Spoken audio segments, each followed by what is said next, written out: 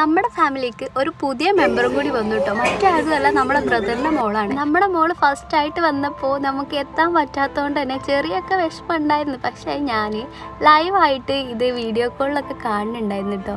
ഇതാണ് ബ്രദർ പറഞ്ഞാൽ എൻ്റെ മൂത്താപ്പാൻ്റെ മോനാട്ടോ. ഇത് മൂത്താപ്പാക്ക് 4 ആൺമക്കളും എൻ്റെ ഉപ്പാക്ക് 4 പെൺമക്കളുമാണ്.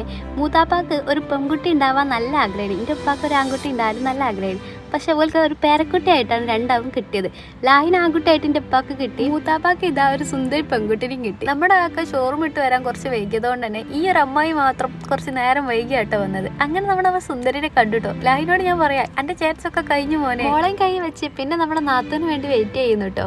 ഇവരൊന്നും ക്ലാസ് കഴിഞ്ഞ് വന്നിട്ടൊന്നും കഴിക്കാത്തതുകൊണ്ട് അച്ഛനും കൊണ്ടുവരുന്ന ഫ്രൂട്ട്സും കാര്യങ്ങളൊക്കെ ഇവർ തന്നെ ഇരുന്ന് കഴിക്കുന്നു. അങ്ങനെ ലാസ്റ്റ് നമ്മൾ അച്ചു വന്നു കേട്ടോ. സമയം കുറേ വൈകിയതുകൊണ്ട് തന്നെ അച്ഛനെ വേഗം റൂമിലാക്കി നമ്മളെല്ലാവരും കൂടി ഒരുമിച്ച് തന്നെ ഇറങ്ങിട്ടോ. നമ്മളങ്ങനെ മലപ്പുറം പോയി. ഫുഡ് കഴിക്കാത്തതുകൊണ്ട് തന്നെ എയർലൈൻസ് കയറി ചെറുതായി ഫുഡും കഴിച്ചു.